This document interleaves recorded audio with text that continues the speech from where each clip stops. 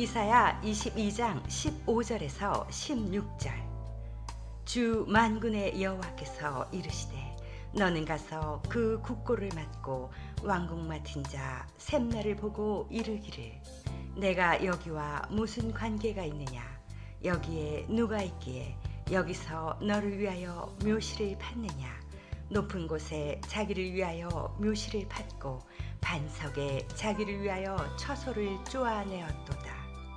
단단한 못에 인생을 걸다 란 제목으로 백창호 목사님께서 말씀 증거해 주시겠습니다. 많은 은혜 받으십시오.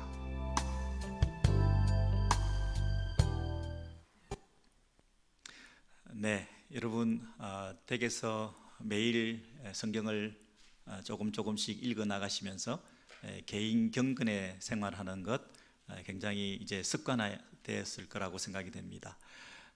그래도 함께 공동체가 같은 본문으로 함께 걸어요라는 이 말처럼 함께 말씀으로 공동체가 걸어갈 때에 이 공동체를 통하여 하나님께서 말씀으로 통치하시고 다스리는 줄 믿습니다. 여러분 지난주에는 좀 힘드셨죠? 왜냐하면 성경 구절이 계속해서 이 심판, 경고, 책망, 멸망 이런 말씀들이 계속 나오고 있거든요. 이사야서가 총 66장까지인데요 13장부터 계속 한 10장까지 한 23장까지 계속해서 열방의 심판에 대해서 경고하는 말씀이 나오고 있습니다. 여러분 13장부터 쭉 읽어오실 때에 어떤 느낌을 가지셨습니까? 계속 나라가 망한다, 심판당한다 이런 말씀이 계속 나오잖아요.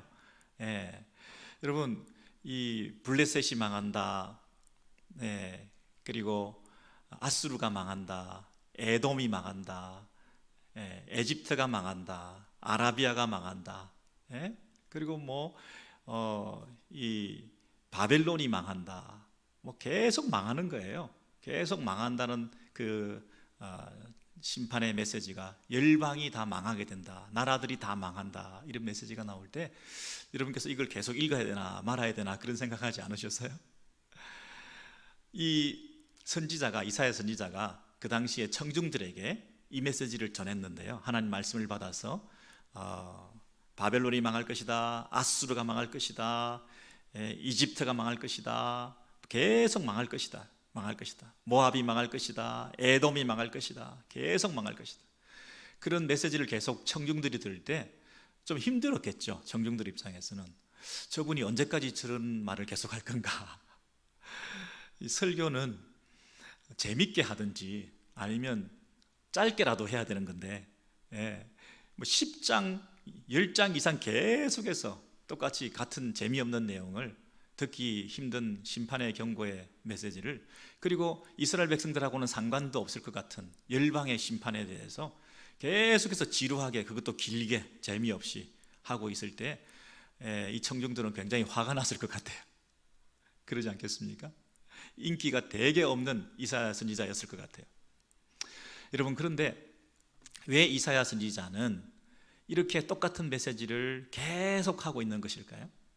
이렇게 반복하는 이유는 첫 번째는 중요하니까, 반복은 중요하니까. 두 번째는 왜 그러겠습니까?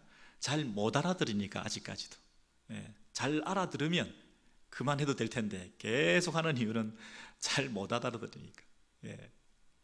여러분 그렇다면 이 열방에 대한 심판의 메시지를 이스라엘 백성들을 향해서 계속 반복해서 지루하게 하고 있는 이유가 뭐겠습니까? 우리하고 상관이 없어 보이는 세상 나라가 멸망할 것이다 이 메시지를 이스라엘 백성들에게 계속 하고 있는 그 이유를 이스라엘 백성들은 잘 알았어야죠. 잘 깨달았어야죠. 그럼 첫 번째는 그 메시지의 교훈은 뭐라고 생각하느냐 하면 우리가 누구를 의지해야 할 것인가 그 생각을 하게 만드는 거예요. 저렇게 강대국도 막 무너지고 있는데 대단한 권세를 가졌던 그 나라들이 이렇게 픽픽 쓰러지고 있는데 우리가 그들에게 마음을 두어서 조공도 바치고 도움도 요청하고 그 나라에 손을 벌리면 우리가 살아남을 줄 알고 그렇게 의지했던 우리 모습을 부끄러워하면서 야, 아수르가 망하는구나, 바벨론이 망하는구나 그랬을 때 우리 속으로 뜨끔하면서 어떻게 생각해야 된다고요? 우리가 과연 누구를 의지해야 하는가? 그 메시지를 주는 거거든요. 바벨론이 숨기는 그 우상, 아수르가 숨기던 우상, 이집트가 숨기던 그 신들, 각 나라의 신들이 있잖아요. 근데 그 신들이 최고인 줄 알고 그 강대국의 이유가 그 강대국을 축복하는 그 신들이 있기 때문인 줄 알고 이스라엘 백성들도 마음이 혹 미혹되어 가지고 그 이방에 가서 그 이방의 신들을 수입해다가 자기도 우상 숭배하고 그랬었는데 그 나라들이 픽픽 쓰러지는 걸 보면서 아, 그 나라의 신도 영원하지 않구나, 믿을 만한 게 사실은 아니구나 라고 생각하면서 이스라엘 백성들은 뭘 생각해야 된다고요? 아, 우리의 하나님, 유일하신 하나님만 우리가 섬겨야 되겠구나, 우리가 의지해야 될 대상은 누구인가, 그걸 생각해야 되는 거죠. 네. 두 번째 교훈은 그 나라들이 막 쓰러지는데 이스라엘 백성들은 우리가 누구의 은혜로 사는가, 이걸 배웠어야죠. 우리가 그 나라에 비해서 약소국이거든요. 그 나라에 비해서 경제력도 약하죠, 군사력도 약하죠, 그 나라에 비해서 지리적으로도 그렇게 건강하지도 못하고 우울하지도 못하죠. 뭐 내놓을 게 아무것도 없는 이 이스라엘 백성이 어떻게 유지 존속할 수 있을까? 이게 은혜구나. 저 큰 나라도 픽픽 쓰러지는데 우리가 하나님의 은혜로 이렇게 살아있는 거구나. 이 두 가지를 적어도 깨달았어야 되거든요. 첫 번째가 뭐라고요? 우리는 누구를 의지해야 하는가? 우리는 누구의 은혜로 살고 있는가? 그걸 깨달았어야 되는 거죠. 그런데 이스라엘 백성들이 계속해서 하나님을 의지하지 않고 계속해서 나라를 바꾸어 가면서 이 나라 저 나라에 의지하게 되고 열방을 섬기고 우상을 섬기고, 그죠? 그리고 자기들이 선민이 되고 하나님 나라의 백성이 되어서 자동적으로 자기들은 아무 문제가 없을 것이냐 착각하면서 이게 하나님의 은혜로 살아가는데 그걸 모르고 하나님과 세상을 겸하여 섬기면서 하나님도 붙들고 세상도 붙들고 이러면서 자기들은 축복받은 백성인 양 착각하고 있는 이런 형국이었다는 거죠. 예. 그래서 이 하나님께서는 이제 22장에 이르러서는 13장부터 시작된 열방에 대한 심판에 대해서 계속 얘기를 하시다가 이제 22장에 이르러서는 오늘 본문이죠. 이스라엘 너희들도 결국 심판받을 수밖에 없구나, 그렇게 말씀하시는 거예요. 이스라엘이라고 해서 너희들의 그 죄와 불순종과 교만은 해결되지 않아도 되는 게 아니다. 열방들이 그들의 죄와 교만과 불순종으로 심판받아야 된다면 너희들도, 이스라엘 너희들도 똑같이 너희들의 죄만큼은 해결되어야 한다. 너희들도 회개하지 않으면 결국 심판받아 마땅하다. 내가 오래 참고 기다리고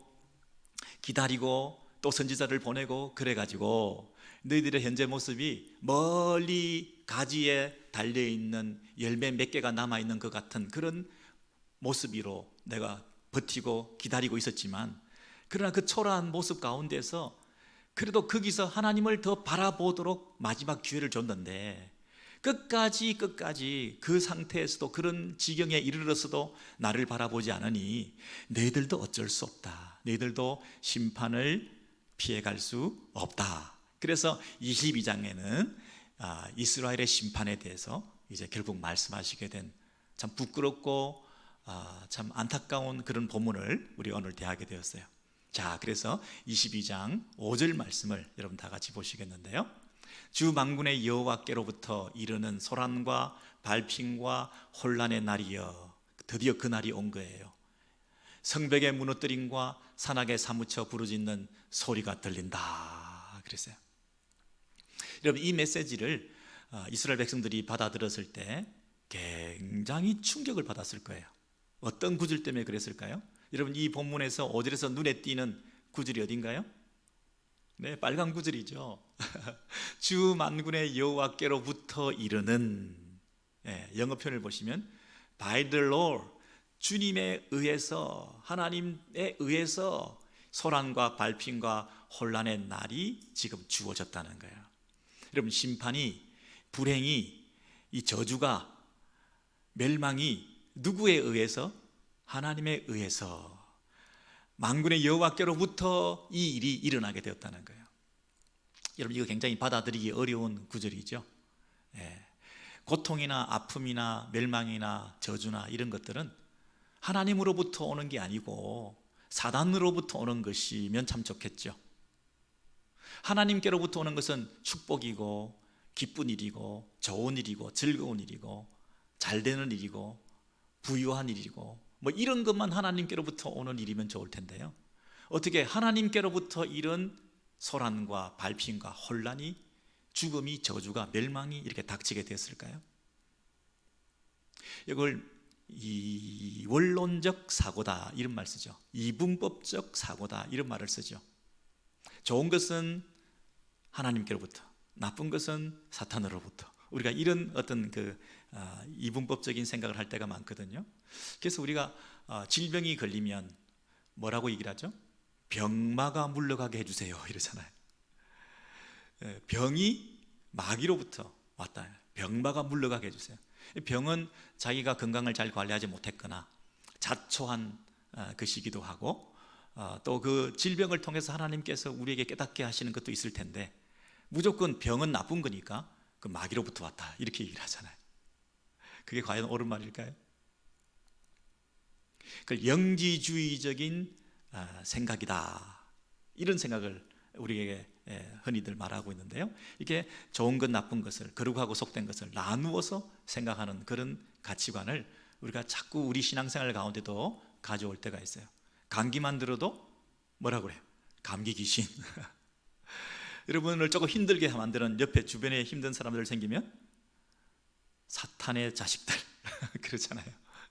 여러분, 힘든 인격들을 통해서, 또 건강이 좋지 못함을 통해서, 또 환경적인 어려움을 직면하게 만들어서 우리에게 주시는 하나님의 교훈도 있을 텐데요, 하나님께서 그런 것들을 허락하신 면도 있을 텐데요, 우리는 그것이 하나님께로부터 왔다는 것을 받아들이기를 자꾸만 거절하는 것 같아요.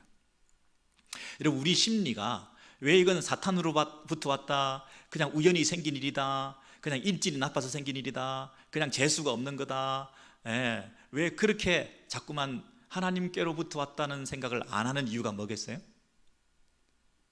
회개해야 되니까, 내 죄를 생각나게 만드니까. 여러분, 우리가 이게 우연이다, 사탄이 준 거다, 재수가 없는 거다, 이런 식으로 모든 일들을 치부하고 싶은 그 마음의 심리는 뭐냐면, 결국에는 내가 하나님께로 돌아가기는 싫다는 거예요.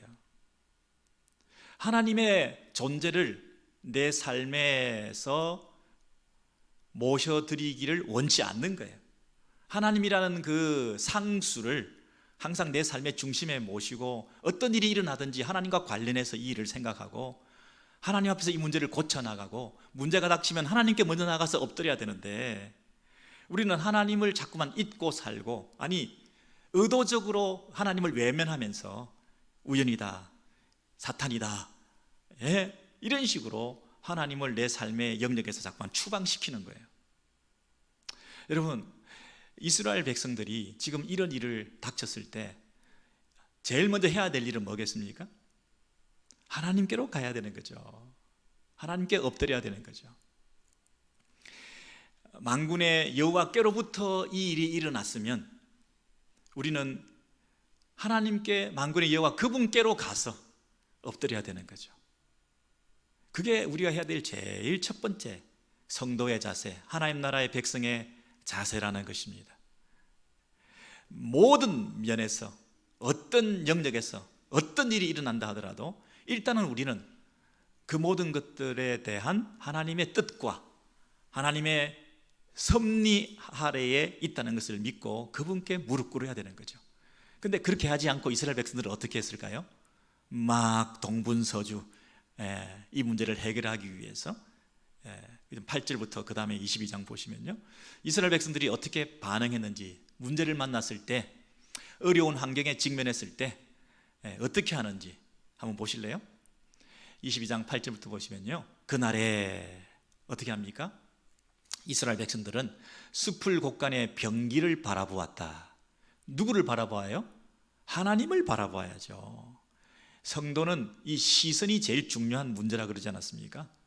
우리의 시선이 어디에 가 있나. 숲을 곳간의 병기는 뭐예요? 무기창고. 무기창고에 가서 무기들이 얼마나 잘 갖춰져 있나 이걸 이제 점검하는 거예요. 두 번째는 다윗성에 무너진 많은 것도 보며, 여러분 이 예루살렘 성에 그 무너진 성벽들을 보수하고 재건해야 되겠다 그렇게 생각한 거예요. 그래서 그 전쟁은 벌어졌고 빨리 이걸 보수해야 되니까 급하게 할 수 있는 방법은 뭐냐면 가옥을 헐어 성벽을 견고하게도 하고 그랬어요. 집집마다 그 가옥, 집에 있는 그 벽, 이런 자재들을 헐어가지고 이 성벽을 재건축하고 보수하는 일에 급하게 빨리 이거 임기응변으로 해서 성벽을 튼튼하게라도 만들었다는 거예요.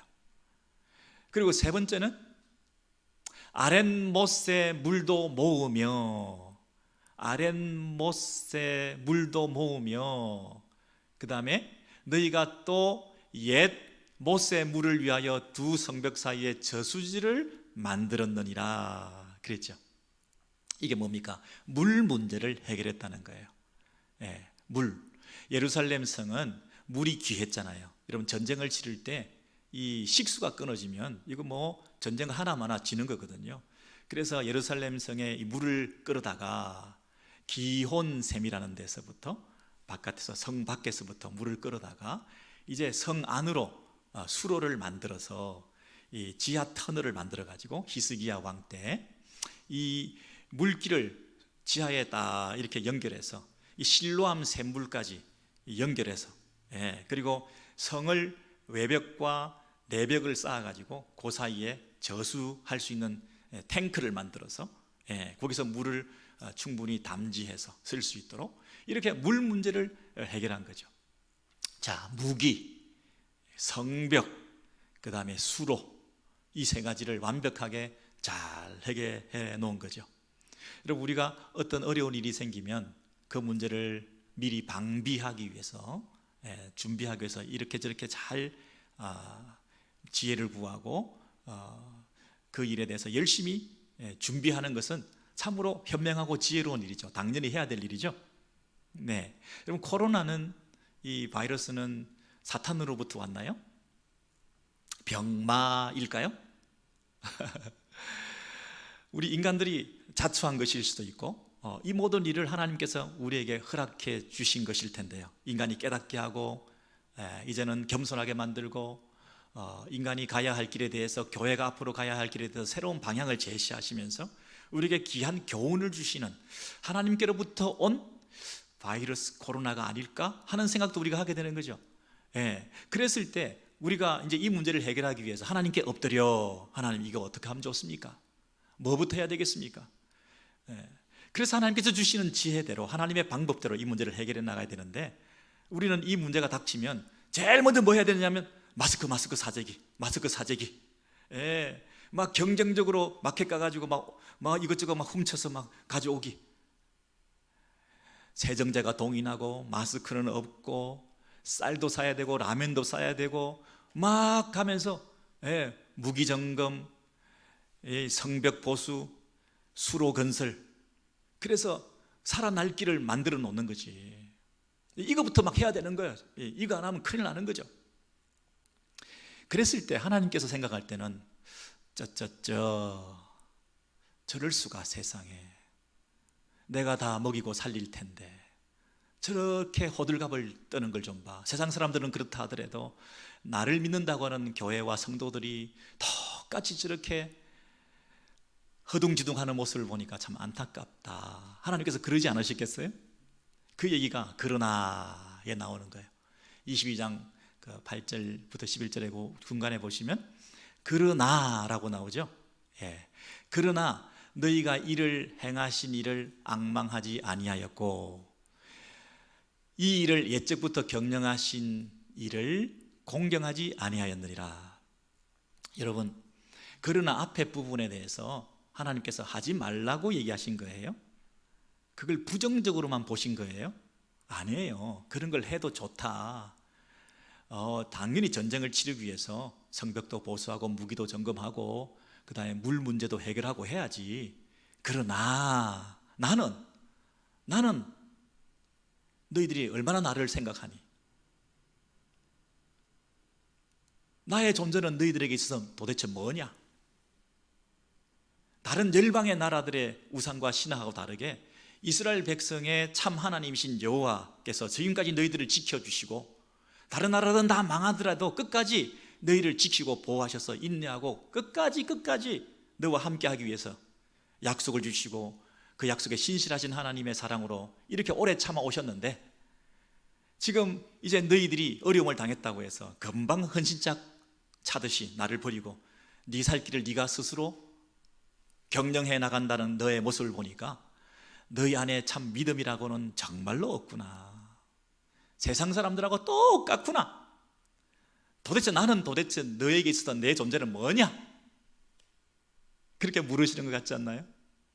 그러나 너희가 이를 행하시는 이를 바라보지 아니하였고 무기 창고 바라보고 성벽 바라보고 수로를 보면서 흐뭇해하고 그랬을지언정 하나님을 바라보지 않았구나. 근데 그 하나님께서는 옛적부터 경영하신 분이시다 그랬어요. 지금 이 일이 허둥지둥 닥쳐서 현재 이렇게 힘들어하는데 이런 일이 모든 일이 다 언제부터 일어났다고요? 너희들과 옛적부터 이런 일들을 함께 하신 그 하나님에 대해서는 왜 생각하지 않느냐?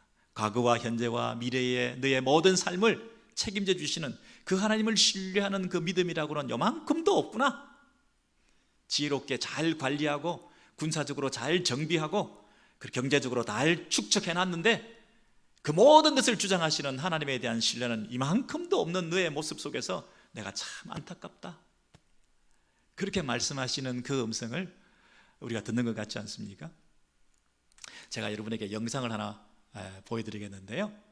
이 히스기야의 수로라고 하는 이 영상을 여러분 보시면 이스라엘 백성들이 얼마나 든든해하고 정말 믿을만 했을까 하는 것을 여러분께서 보실 수 있을 거예요. 자, 한번 보시죠.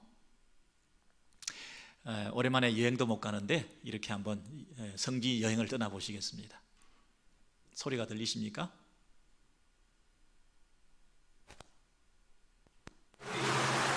이곳에서 지금 기원샘의 시작점 이곳에서 물이 지금 솟아나고 있습니다. 예전에는 이 물이 예루살렘에 사는 사람들을 먹여 살린 샘입니다.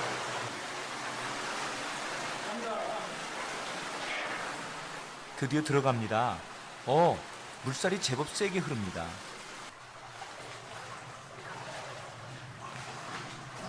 기드론 골짜기 옆에 있는 기온샘에서 이제 다윗 도시 성 안쪽에 있는 실로암까지 가게 될 텐데요. 보면 볼수록 감탄을 안 할 수가 없습니다. 이 수로를 3,000년 전에 탔다는 것이 믿어지지가 않습니다. 당시 예루살렘의 거민들이 정가 망치 하나로 이 터널을 팠다는 것이 참 신비해요. 터널의 높이는 낮아졌다 높아졌다를 반복하는데요. 물의 흐름을 유지하기 위한 것입니다. 3,000년 전에 탔던 그곳에서 작지만 종류가 자라고 있어요. 터널의 높이뿐만이 아니라 수로를 걷다 보면 방향이 갑자기 바뀌기도 하는데요.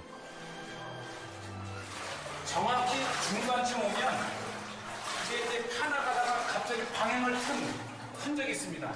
한 35도에서 40도 정도가 틀어서 가는데 처음에 이렇게 모르고 파나가다가 이게 아니다 해서 다시 틀어서 가다가 또 아니다 이렇게 해서 세 번째 이 방향을 잡기까지 두 번의 이런 이제 참고 있는데 이게 이제 이 지점에서 왜 계속 파나가다가 이게 갑자기 40도를 틀어서 오른쪽으로 비껴나갔을까? 그러게요. 궁금합니다. 봉사하던 사람들은 왜 수로의 방향을 틀었을까요? 학자들은 이렇게 직선으로 가도 될 것을 S자로 돌아서 갔던 것은 저 위에 혹시 왕들의 무덤이 있었지 않을까. 그 밑으로 지나가지 않기 위해서 이렇게 S자로 팠을 것이다. 이렇게 또 추측을 합니다.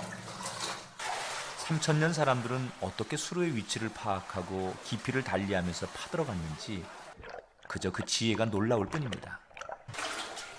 히스기야 터널은 기온샘과 실로암 연못에서 동시에 파들어갑니다. 양쪽에서 파오던 작업 인부들이 이제 마침내 서로 맞닿을 때의 그때의 상황을 기록해 놓은 유명한 실로암 비문이죠. 이것이 1800년대에 발견이 되어서 지금 이스탄불 박물관에 있고 그 복사본을 이곳 그 위치에 이렇게 달아놨습니다.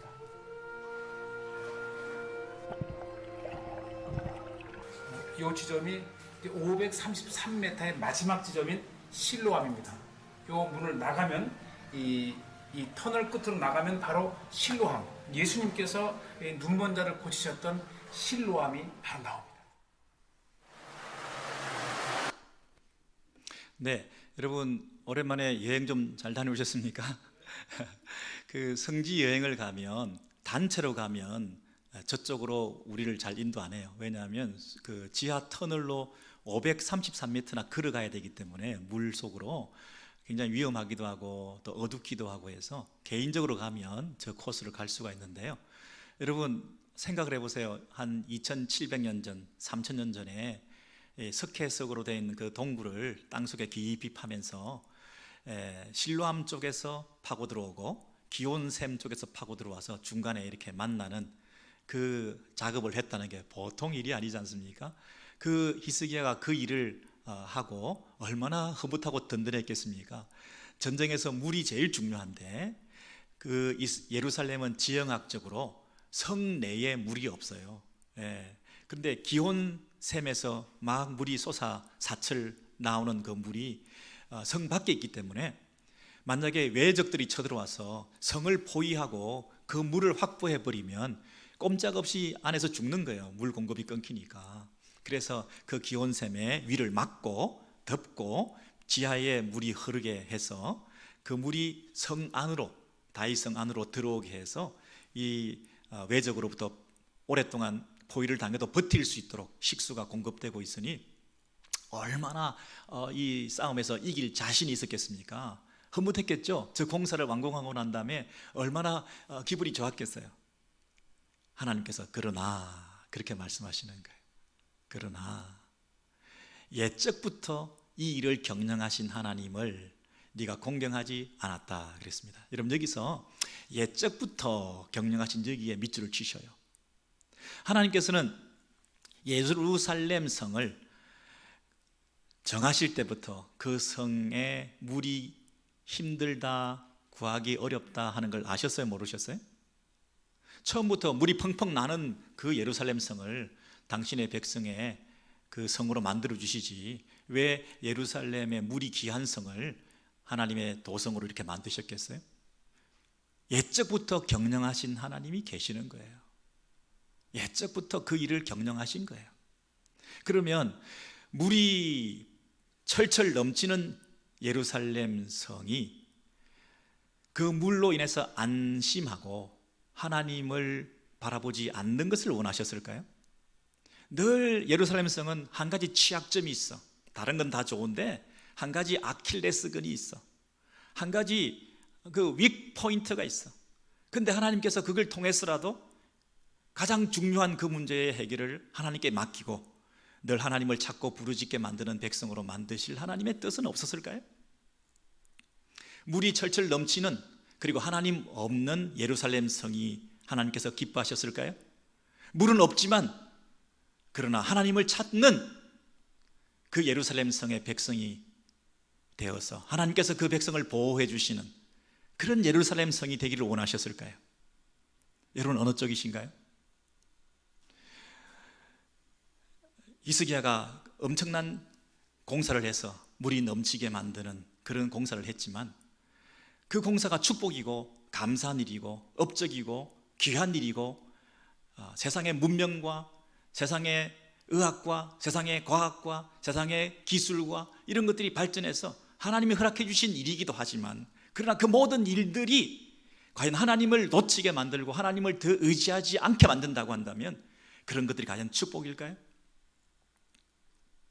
현재 여러 가지 어려움들이 많이 있지만, 그러나 이 어려움이 하나님으로부터 멀어지게 만드는 것인가, 하나님께로 더 가까이 가는가를 생각하면, 여러분, 사막에서도 물이 터지잖아요. 하나님의 방법으로 우리를 살려주실 거잖아요. 하나님의 방법으로 외적들을 처단해 주실 거잖아요.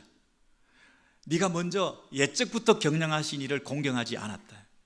내가 너를 안다. 현재 직면한 문제를 너희들이 갖고 있는 그 고통을 안다. 그렇지만 너의 출발은, 너의 시작은 옛적부터 내가 내 손 안에 붙들고 있는 거야.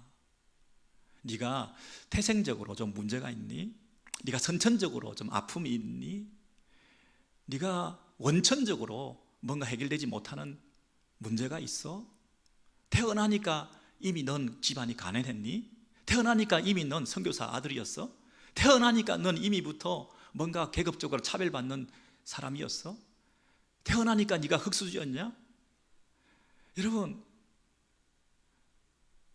옛적부터 하나님이 아신다고 그러시잖아요. 그 문제가 해결되었다고 해서, 물 문제가 해결되었다고 해서 이제 하나님 없이 사는 게 축복이 아니라고 말씀하시잖아요. 히스기야 이 지하 터널이 완성되었다고 해서 하나님을 더 바라보지 아니하는 이 예루살렘 성 사람들을 향해서 하나님께서 굉장히 언짢아하시잖아요. 네가 이럴 수 있냐? 여러분, 혹시 그 하나님의 그 언짢아하시는 모습이 저와 여러분 가운데 있지 않을까요? 여러분이 지금 성벽도 잘 쌓아놨어요, 그죠? 예, 어디가 문제인가 찾아가지고 다 떼어놨어. 여러분께서 지금 수로도 건설해 두었어요. 여러분께서 무기도 이미 다 점검해 두었어요. 하나님은요, 그 하나님께서 여러분에게, 저와 여러분에게 질문하시는 것 같아요, 그죠? 여러분, 우리 교회도, 여러분의 가정도 이 코로나 상황이라든지 좀 앞으로 갈수록 더 어려워지는 그런 상황이 될 텐데요, 이런 상황 속에서 우리가 과연 잘 준비해 둬야 된다, 잘 대비해 두자, 지혜롭게 처세하자, 뭐 얼마든지 귀한 일이에요, 그죠? 귀한 일이긴 하고 당연히 해야 될 일이고 마땅히 우리가 준비해야 되는 것이긴 하지만, 그러나 한 가지 항상 기억해야 될 것은 뭐냐면, 옛적부터 이 모든 일을 경영하신 분을 잊지 말자는 거예요. 모든 것을 다 준비해 뒀다고 해서 하나님이 더 예비하신 은혜와 복들에 대해서 우리가 잊어버리면 안 된다는 거죠. 더 놀라운 방법으로 우리 인생을 책임지실 그분에 대한 일하실 영역을 우리가 함부로 침범하지 말아야 되겠죠. 여러분, 이게 신앙인데요, 이 세상 사람들처럼 똑같이 예수 믿는 사람들도 똑같이 무기 챙기고 물자 준비하고 성벽 보수하고 수로 터놓고 그걸로 든든해하고 있으면 세상 사람하고 다를 게 뭐가 있어요? 예수 믿는 저와 여러분이 똑같이 세상 사람들처럼 그것으로만 다, 예수 믿는 사람들이 그것으로만 다 똑같이 안전하게 든든하게 생각하고 있다면 그건 예수 믿는 사람들이 아니지 않겠습니까? 하나님께서 그 부분을 꼭 다루시고자 하시는 거예요. 저와 여러분 가운데 하나님께서 꼭 그 부분을 터치해 주시는 거예요. 이 이스라엘 백성들이 이런 참 세상 사람들하고 다를 것 없는 이런 삶을 살게 된 이유가 뭘까요? 하나님께서는 그 이후에 보면 이렇게 말씀하셔요. 이사야서 22장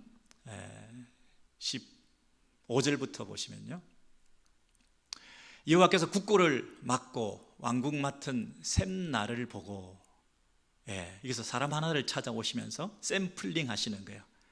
당시에 백성들의 모습 중에 대표적인 한 인물을 핀셋으로 찝으셔서, 너희 이스라엘 백성들의 영적 실상이 꼭 너하고 똑같구나, 이렇게 말씀하시면서 그 셈나에게 이렇게 말씀하세요.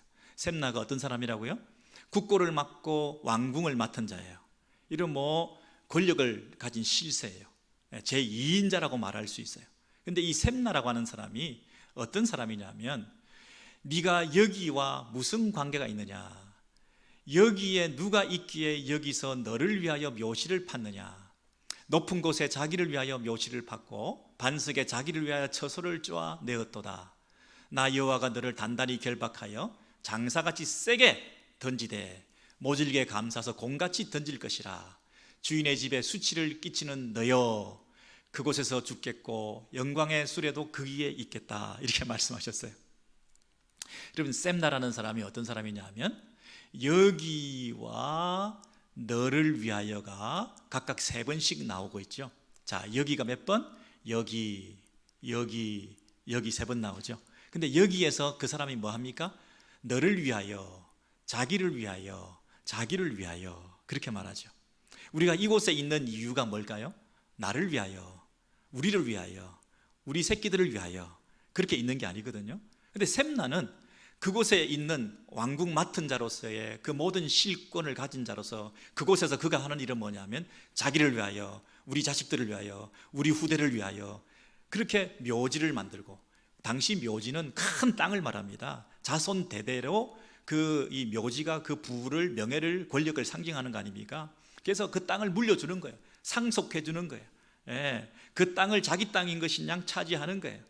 그래서 이 셈나가 자손 대대로 자기의 업적을, 치적을 과시하고 무덤을 크게 만들고 자기를 위한 영광과 영달을 추구하고 있는 거예요. 나라는 지금 어려운 지경에 처했는데 자기밖에 몰라. 어디서? 여기서. 여러분, 저와 여러분은 지금 여기 있는데요, 여기에서 지금 누구를 위하여 있는 겁니까? 나를 위하여, 우리를 위하여 있는 겁니까?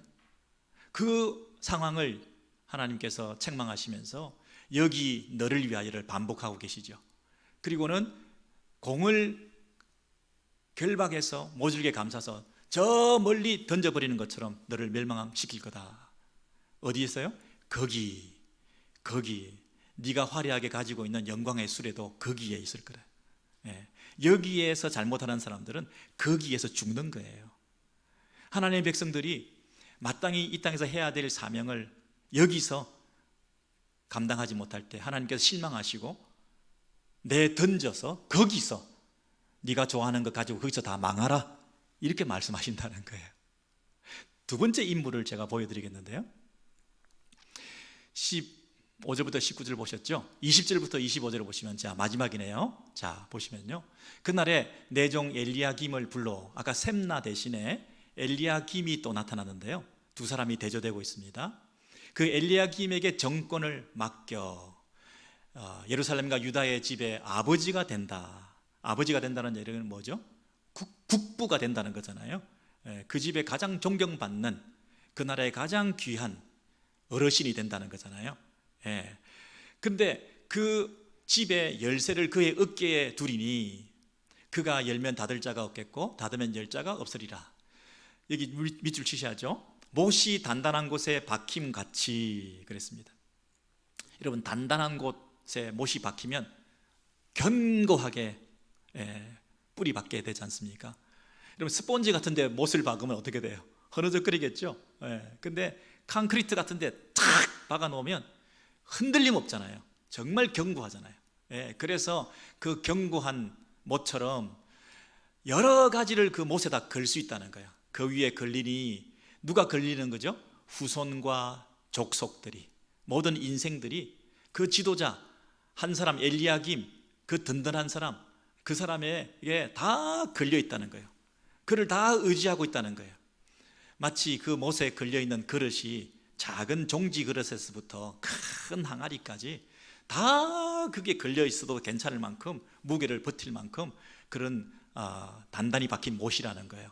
그래서 너무나 믿을만한 지도자, 너무나 정직한 지도자, 너무나 내가 지지하는 지도자, 너무나 탁월한 지지자, 너무나 막 내 안에서 기대심이 넘치는 지지자, 저 사람이 있으면 내가 살 것 같은 그런 지도자가 있으니까 그 사람에게 모든 것을 다 걸은 거예요. 후대와 족속과 인생들이 다 그를 의지한 거예요.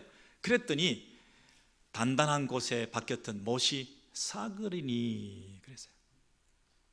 그 단단한 곳에 박혔던 못이 사가가지고 부러져 버렸어요.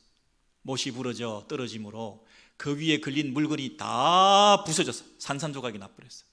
이렇게 된다는 거예요. 그럼 뭘 얘기합니까? 뭘 얘기하죠? 인생은 결코 믿을 수 없다. 셈나 같은 인간도 믿어서는 안 되죠. 그러나 엘리야김이라는 사람같이 믿을 만한 사람도 그것에 다 믿으면 안 된다는 거예요. 사람을 믿으면 결국 실족하게 된다는 거예요. 여러분, 우리가 요즘 그 사회를 살면서 이념적인 갈등과 이데올로기의 혼란 속에서 굉장히 누구를 더 지지할 건가, 내가 사상적으로 지지하고 또 원하는 방향과 어떤 그 인물들이 있지 않습니까? 미국도 이제 곧 대통령 선거가 다가오고 또 한국도 그런 정치적인 어떤 대립 양상이 굉장히 심해졌는데요. 이 나라가 살기 위해서는 누가 대통령이 되어야 될 것 같다. 이 나라가 살기 위해서는 어떤 분이 지도자가 되어야 될 것 같다. 내가 기대되고 의지할 만한, 내가 믿을 만한 그 사람 때문에 내가 살만하고 저 사람 때문에 나는 정말 살 소망이 없다. 이런 호불호가 분명한 이런 시대에 우리가 살고 있는데요. 우리 예수쟁이들은, 하나님 백성들은 어떻게 해야 된다고요?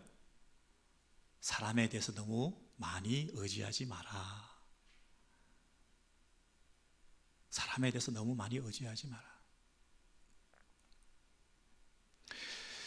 여러분, 공산주의와 이 자본주의의 가장 큰 차이는 뭐죠? 개인이 자기 사유재산을 인정하는가 안 하는가의 차이잖아요.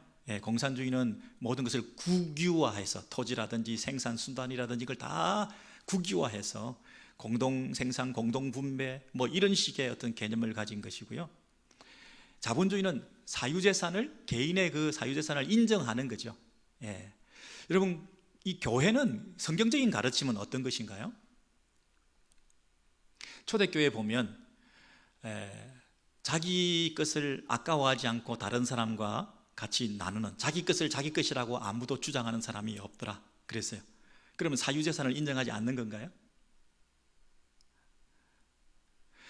여러분, 성경적으로 이 물건이나 이 땅에 있는 모든 그 재화나 토지나 이런 것들을 내 것이라고 주장하는 자본주의가 그러면 맞는 건가요? 아니면 공산주의가 맞는 건가요? 우리는 너무 양쪽으로 치우쳐 있는 것 같아요. 그죠? 우리는 어떤 입장을 가져야 됩니까? 내 것을 내 것이라고 하지 않는다는 얘기는 뭐냐면 어떤 뜻이죠? 모든 것이 하나님의 것이다. 이게 국유화되는 것도 아니고요, 사유화되는 것도 아니고요, 공산주의도 아니고요, 자본주의도 아니고요. 우리는 성경적인 가르침을 볼 때 청지기 의식을 가지는 거잖아요. 이게 다 하나님의 것인데 내가 맡아 있는 동안 관리하는 거잖아요. 청지기잖아요. 그러면 청지기로서 내가 가지고 있는 것을 잘 관리해서 내 것인 양 우리 집안의 후손들에게, 자식들에게만 다 물려주는 게 옳은 게 아니죠. 내 것이 아닌데, 내 것이 아니니까 내가 가진 동안에 이것을 잘 관리하고 다른 사람을 섬기기 위해서 그것을 준 거잖아요. 그러면 내가 청지기로서 얼마나 잘 관리했는가 하나님께서 책망하시고 판단하실 때에 내 것인 양 내 마음대로 이걸 사용하고 내 것으로 후대까지 다 물려준 것을 잘했다고 하실 건가요? 아니죠. 그럼 여러분 잘 생각하세요. 지금 자본주의 사회에서 우리는 살고 있어. 그러니까 이것은 내 거야. 사유재산을 인정해야 돼. 내가 내 거 가지고 내 마음대로 하는데 누가 뭐라고 그래. 이런 심리로 교인들도 그렇게 얘기를 한다면, 그리고 자본주의 정치인, 공산주의 정치인, 나는 이게 더 좋아, 이런 식으로 막 나누어져서 자기 탐욕과 이기심 때문에 그런 사상을 끌어들여서 자기 그 탐욕을 합리화하는 데에 이 정치 집단을 이용하고 있다고 한다면 이게 도대체 뭐예요? 여러분, 혹시 이 엘리야김 믿을 만하다, 이 사람이 대통령 돼야 돼, 거기에 막 올인하셔가지고 막 온 사람들이 매달려가지고 잘 박힌 못과 같이 든든하게 오래 갈 줄 알았는데 그 못이 싹아 떨어져서 달려있던 모든 사람들이 다 떨어진다고 그랬잖아요. 우리의 삶이 하나님만 의지하고 있는가? 하나님께서 그렇게 보시는 거잖아요. 여러분 정리하십시다. 문제가 닥쳤습니다. 환란이 있습니다. 이게 누구로부터 왔다고요? 병만가요? 사단인가요? 우연인가요? 아니에요. 하나님께로부터 왔다는 생각을 가지면 우리는 어떻게 됩니까? 하나님께로 돌아가셔야 돼요. 하나님께 먼저 엎드리셔야 됩니다. 그죠? 예. 하나님께 엎드려서 그 모든 문제를 해결해 나가셔야죠. 하나님의 방법으로 그 문제를 해결해 달라고 하나님께 지혜를 구하셔야 되죠.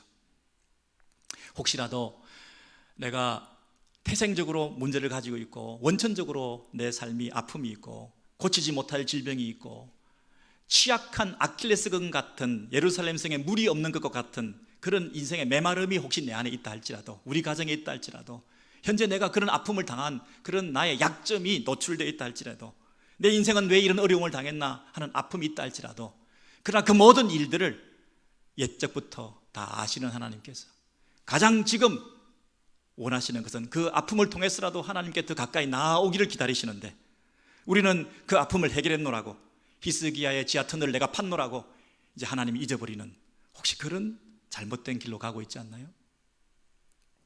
혹시 여러분이 사람을 너무 의지하지 않나요? 너무 이 땅에서 정치인들에 대해서 너무 기대하고 있지 않나요? 우리는 왕국에 대한, 하나님 나라에 대한 꿈을 가지고 지금 우리가 여기에 있으면, 여기서 누구를 위하여?